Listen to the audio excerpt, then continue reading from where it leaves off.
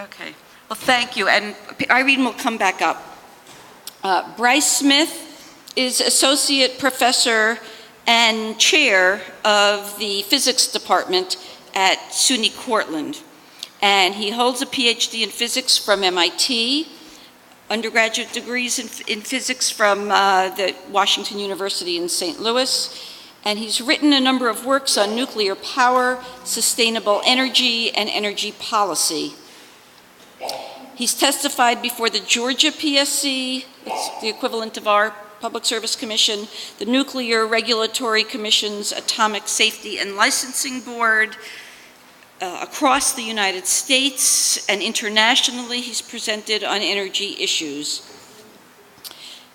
He was a senior scientist at the Institute for Energy and Environmental Research in Tacoma Park, Maryland, before he came to Cortland. And that's an institute that provides activists, policymakers, journalists, and the public with understandable and accurate scientific and technical information on energy and environmental issues.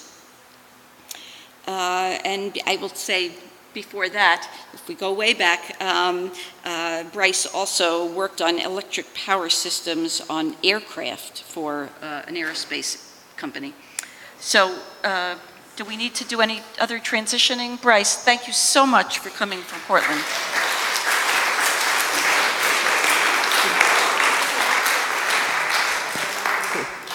Well, thank you. I will try to be quick so we have as much time as possible for questions. First question you might ask is, why is a physicist doing the economics end of this and the politician doing the technical side? It is fun to mix it up occasionally. And it's definitely not because physicists have all the answers. As I like to say, you have to have at least one Einstein reference if you're a physicist. And not even Einstein was always an Einstein. My favorite story from grad school was my professor was at Princeton at the same time Einstein was there, and Einstein wandered into his lab, fiddled with the knobs on their experiment for about 10 minutes, said, "Oh, very interesting," and wandered out. No one had the heart to tell him the lens cap was still on. Not the most practical of men. What we do have, why a physicist is interested in this is economic development is becoming a bigger part of the public education role. The new SUNY strategic plan called The Power of SUNY has economic development really as one of our core missions.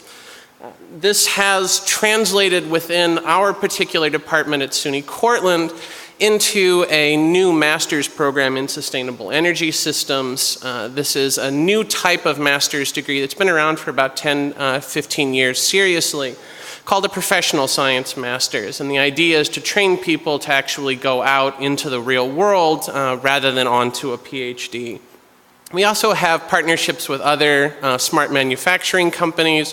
McKintock is a very interesting new startup, and we're helping them test some of their equipment. So we have a little bit of connectivity here. The bigger reason, though, is that energy policy and economic policy really do have to be viewed in tandem. As we say, if you ask the wrong question, you get the wrong answer.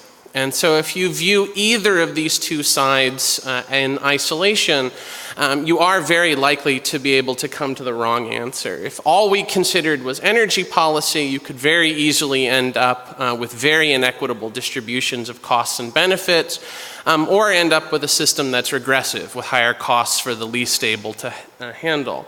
On the flip side, if all you cared about and all you focused on was the current economic system and not changing or losing a single job as it currently is located, then you're essentially locked into the energy system that you inherit and you can never make positive change.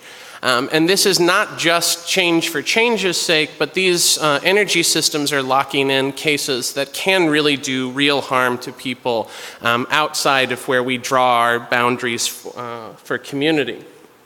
So the shale gas example, I do want to just touch on this briefly because I do think it's an important example of making sure that when we think of what it is we mean by community impacts, we draw the lines for who is in our community broadly enough.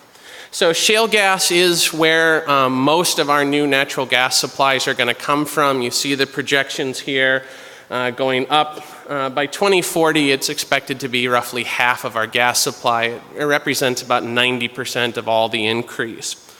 This is particularly true for our neighbor to the south. If you look over the last few years, conventional gas and shale gas production, new natural gas production is going to come principally from shale. And this is important for us to consider because Pennsylvania is nearby, and they are a really large supplier of natural gas now. And there was this draft New York Energy Plan. Some of you may have actually come to the talks that were here or over in the library. And in the New York Energy Plan, they note that any increase in natural gas consumption can easily be met because we have access to shale resources and the pipeline.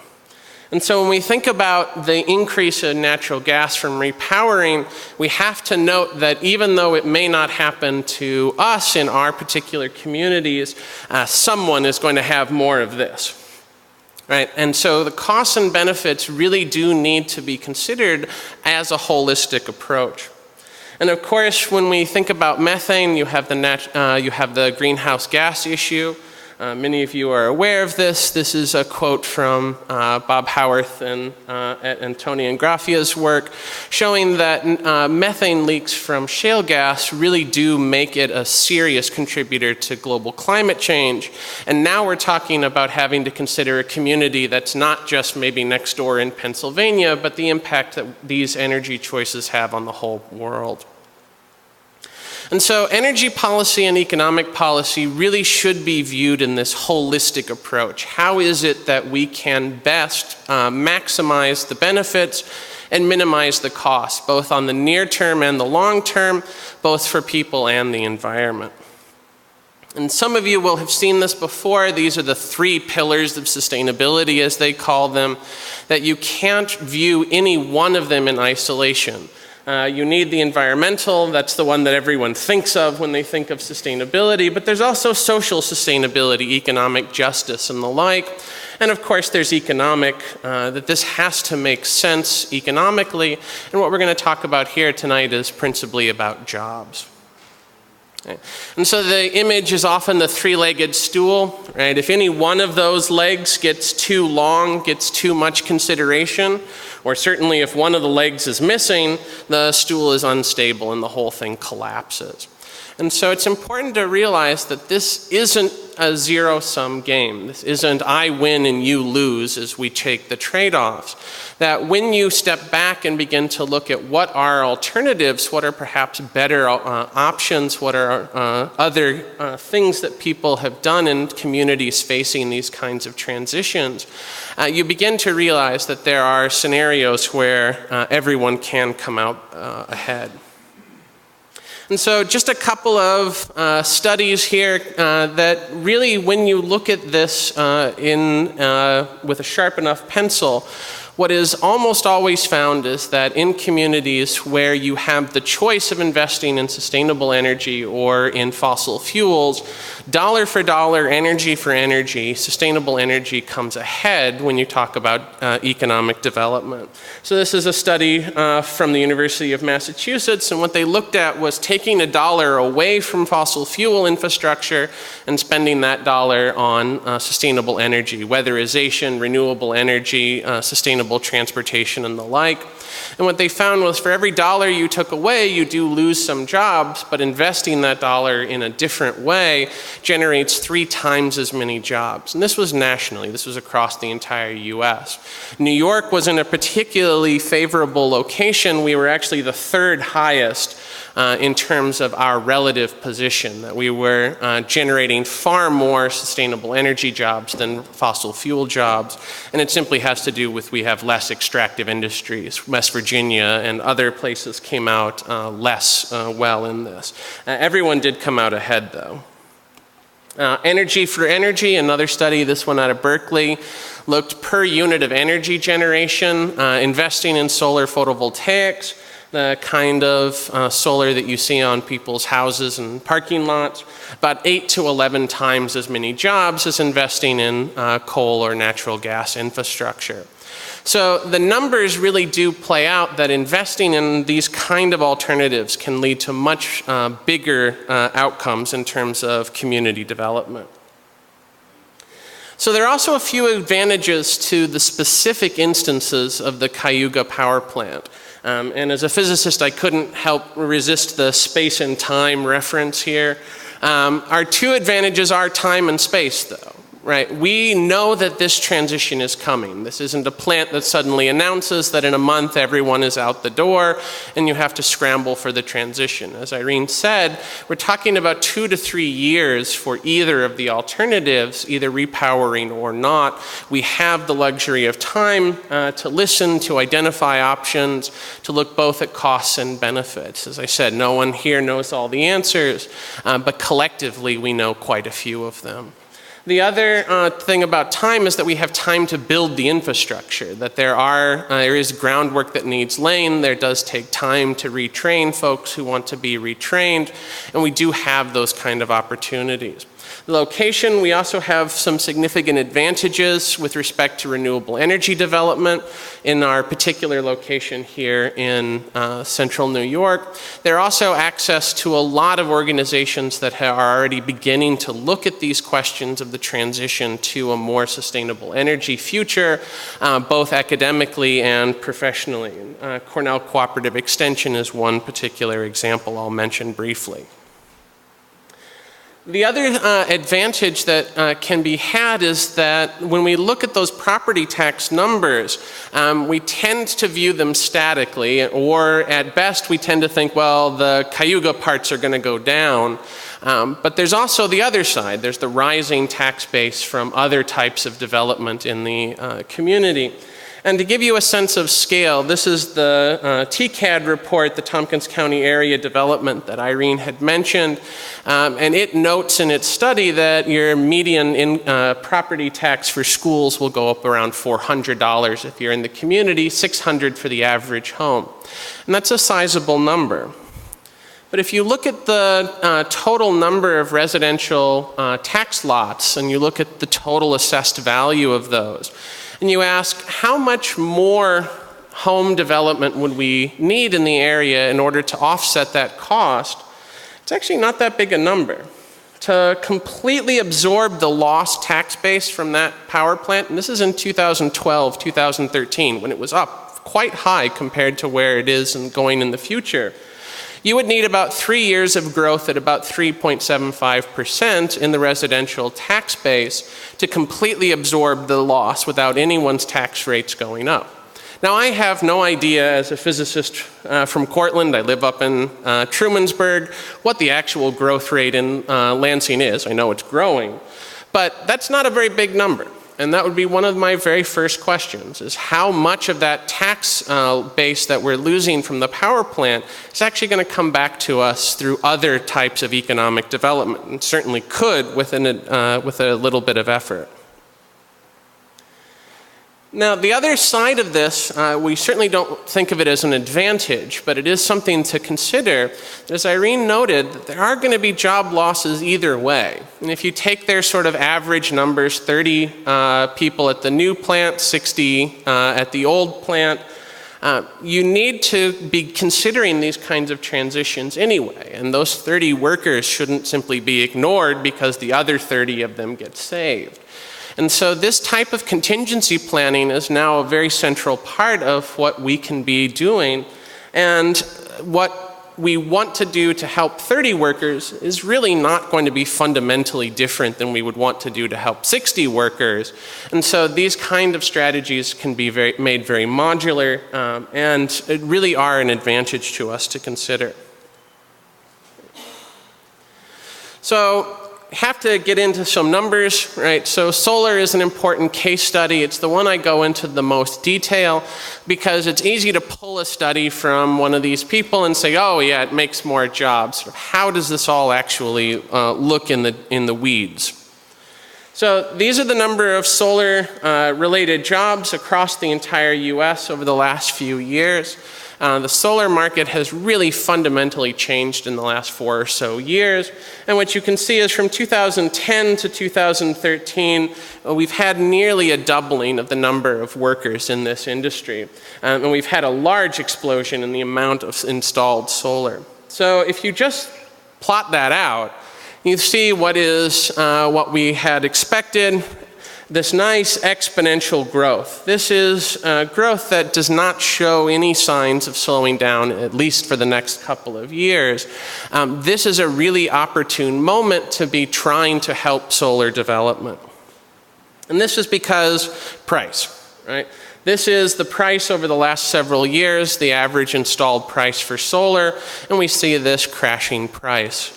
This is coupled with incentives that are still here, decreasing but not gone. So over the next few years, we do still have this very, very important time for solar's development. So if we look around New York State, here's us, Tompkins County right in the middle, the little green island. And you can see the other hotspots in the Hudson Valley and over near Buffalo. And this is what we would expect. As the prices come down, total installed capacity in New York has responded exponentially. Now, sometimes we would look at this nice little green island and say, oh, we must be doing great. But if you actually dig deeper, right, here's just Tompkins County's development. It's bending up, but it turns out not as fast. All of New York State, in the last 18 months, they doubled their entire solar capacity, which means in the last year and a half in New York State, as much solar was installed as in all of the years previously. For Tompkins County, that number is 24 months. We're adding our solar a wee bit slower than the rest of New York State, certainly those hotspots.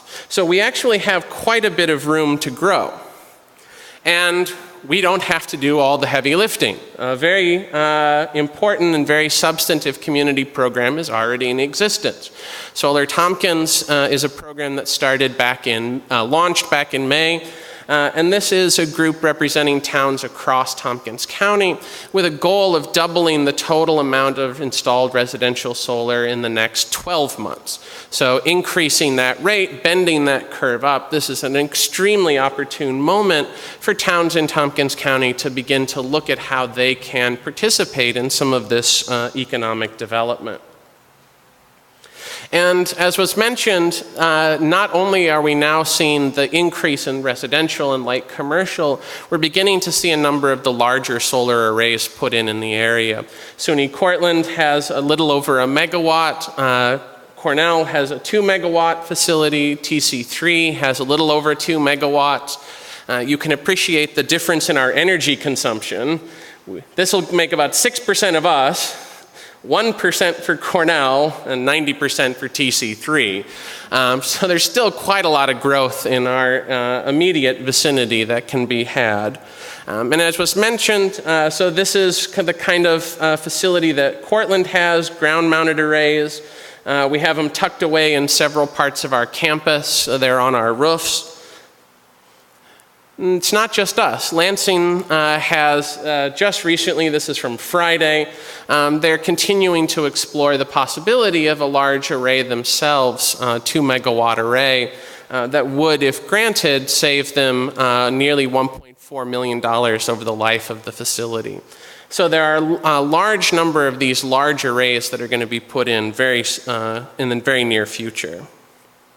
And that has some significant feedback into the market. I wanted you to note this hotspot near Buffalo. And as more solar is installed, you attract more solar business. In Buffalo, it was just announced in the last couple of weeks that Solar City is now owned here by Elon Musk from Tesla. They bought a facility and are going to greatly expand it. They're going to make solar panels, and instead of around 400 jobs, which was originally planned for the facility, it's now going to be around 1,000 jobs. And this can be compared, remember, we're talking about tens of jobs that we need to be considering here in this 30 to 60 range. So as you build more solar, you attract more solar jobs. And so over time, the amount of jobs per megawatt will go down. Our industry is maturing, and you can see that we're nearing that range here in the US for the solar industry being a fully mature industry, where we're no longer here with the first movers. And if you look, the top 4 states, they generate about 20 or so jobs per megawatt of installation. New York, we're still a little bit behind those other states. We also have a slightly higher rate of residential solar. So we generate about 60 jobs versus 32 for the country as a whole, or about 20 for the biggest states. So when you drill down to the bottom of it, right, 25 to 50 jobs are generated for every megawatt you install. And remember, Lansing was looking at putting in a 2 megawatt facility, Cornell's a 2 megawatt facility, TC3 is a 2 megawatt facility. There are a lot of jobs that could be made possible by tapping into this growth in the solar industry. And so as you drill deeper into these stories, you find that the numbers really do hold up. And there are a number of these very specific Tompkins County related benefits. So I mentioned the major county-wide effort to increase the rate of community solar. We have support from the county. Right now they're beginning what is known as the Tompkins County Energy Roadmap, and it's looking at how the county can move to 100% renewable energy by the middle part of this century. That's going to be a major reorientation of the energy system and exactly the kind of thing that we've been talking about here. There are new and expanded programs at institutions like SUNY Cortland and TC3 that are in place and ready to train the new workers. There are opportunities for the large-scale systems. I'm part of an advisory board up with the Central New York Regional Planning Board, and one of the representatives there is from the union, and he was asking, on these large facilities, why are we bringing workers in sometimes from Ohio or New Jersey to build them? Why aren't we using these as an opportunity to retrain some of our union electricians here locally? These are great opportunities that could be taken advantage of. We have Binghamton University. They received a nearly $70 million combined grant. They're going to build the new Smart Energy Research Facility, looking at new technologies, things that will be spun off into new businesses. And because I have to at least put one bit of physics in my talk, as we add more solar, it also helps solar's impact on the grid. And so I wanted to show you what a real solar site looked like. This is a particularly bad set of days from last year in June. This is one solar site near us, and you can see that this was a day where lots of clouds passed over and the solar was pinning up and down. This is a slightly better site on those same 2 days. When you have a few sites, you get these big swings. You add 35 sites together, which is the largest number I had access to their data, and you see most of those big swings go away. The more solar you add, the smoother it gets in your distribution grid. And so solar, as we add more and more, not only is good for the economy, good for the environment, but it actually begins to make it smoother for the grid reliability as well. So solar energy is an important case study, but there are lots of other types of sustainable jobs: building performance, weatherization, the transportation infrastructure. All of these things, what they have in common is these are good jobs. These are generally well-paying jobs. They're jobs that need everyone from skilled tradespeople, plumbers, construction, electricians, all the way up to engineers and designers. They're jobs that can't easily be outsourced. You can't take the installation of solar panels on a roof or a parking lot and send that to China. It just doesn't work. Right? These are local jobs intrinsically and often support local businesses.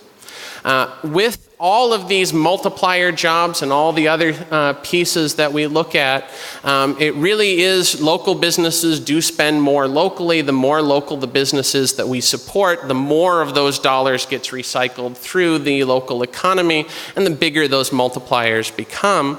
And the last part is that transitioning to a more sustainable energy system reduces the volatility of price risk, and that really does then provide more stability, more certainty, and can help increase economic development. Irene showed a similar slide. This is the real cost to the US electric system for natural gas and for coal. And if there's one word for natural gas prices, it's volatile. They go up and they go down. And so eliminating these additional risks and transitioning to a new type of sustainable energy system can provide a great deal more price stability. And we're, of course, not the first people to face a coal plant going away. There are lots of examples. We're not trying to reinvent the wheel here. Many communities have faced the closure or the cancellation of coal infrastructure and have found ways to move forward. I'll give two brief examples here. One is the closure of a facility out in Delaware. This is an old NRG facility. In 2010, they reached an agreement with the state to close the plant. And as part of their agreement, what they had found as a way of compensating for the lost economic development was they were already planning this other facility, the wind farm, the offshore wind farm, and they agreed to try in their contracting to use as many local businesses and to focus on local economic development. They also agreed to work with regional colleges and educational institutions to help create the kinds of training programs that would prepare workers for making the transition. They actually closed this plant without a single layoff. They managed it through retirements, redeployment, and retraining. A canceled coal plant down in Kentucky. This is an interesting one. They received approval to build it back in 2005. By 2009, the world had changed. Irene showed you that crash after the Great Recession set in. And it was argued that there really wasn't the need for this power and that renewables and efficiency were the way to go. Eventually, the community group got together the support and the funding to have their own study done for the alternatives that found there was substantially more jobs to be had by finding this power from other alternatives. And amazingly, in 2010, the power plant abandoned their plans for the new coal plant and ponied up a little over $100,000 to help create a cooperative to actually find and implement some of these strategies. So there are a lot of possible takeaways. So the kinds of things that might be looked at moving forward. So money could be sought to look for ways to achieve that last 50 megawatts of reliability requirements, demand shaving and the like. As was mentioned, these types of changes in the energy system don't simply happen. There will be construction jobs, there will be jobs along the way. There's a lot that can be done on the demand response side. If Lansing does receive the NYSERDA award for their 2 megawatt plant and decide to move forward with it, what an amazing opportunity to work with local unions, to work with local laborers, to use this as a training opportunity to make that transition. Area colleges, SUNY Cortland and TC3 have the infrastructure, and we certainly want the students. And there are lots of opportunities to work with local groups to try and find money to help make that affordable and to provide scholarships and other support. We ourselves have applied for grants from SUNY, from the National Science Foundation. We've looked at the Appalachian Regional Commission. All of these are opportunities that could help provide tuition support and other types of stipends that would allow students who are non-traditional students or who are coming back for retraining to make that transition more effectively in terms of cost. And there are many models for how to coordinate these kinds of transitions. The more you want to do, the bigger your vision gets, the more you can fit together. One particular model that is, I will mention here because we're in Cortland, we have a little bit of connection to this, is the idea of the transition town model. These come from England. and are spread around the world. And the idea is to focus on relocalization for resiliency. And the relocalization of your economy can be energy, can be food. They take a very holistic approach. They have sort of two status, the official transition towns and the mulling, the initiatives. And you note Tompkins County and Cortland have the two mullers. Not a whole lot has happened with the Tompkins County mullers in the recent time that I can find. Cortland, though, is the reason that I know about this. Cortland County proposed this initiative called kind of difficulty CCRRI. We hadn't quite got the acronym there. But it's the Cortland County Relocalization and Resilience Initiative. And it was brought together the school, the county, the town, and looked at how the different institutions could work together to try and help the county transition to a more sustainable future. It began by the establishment of what was called a community forum sustainability track. The county had established 4 tracks: economic development, housing, youth, health, and then they added sustainability as the 5th. It eventually spun off and became the organization that is Sustainable Cortland today. There are a lot of different models that can be looked at, and it's simply a question of what people would be interested in exploring. So the conclusion, right? Communities have faced these transitions before and have found ways to move forward in a positive way by having this inclusive vision of the 3 legs of our sustainability. Right? If we look at any serious environmental problem, acid rain and climate change, they teach us that we have to draw our boundaries big, that we are all one big community, and drawing an arbitrary boundary and externalizing costs or benefits really doesn't work. If any one of the legs is missing or given too much weight, the stool will fall down. And regardless of repowering, there are workers who are facing the loss of their jobs as it is. And so these are things that we should be working towards anyway and could very easily be made part of a broader strategy. And so instead of questions, I wanted your thoughts. And the last bit, dropped my paper here. As Irene mentioned, if there are folks who are interested in staying in touch with us and exploring some of these ideas that we've talked about tonight, the bottom part of your blue form here is a little tear-off sheet.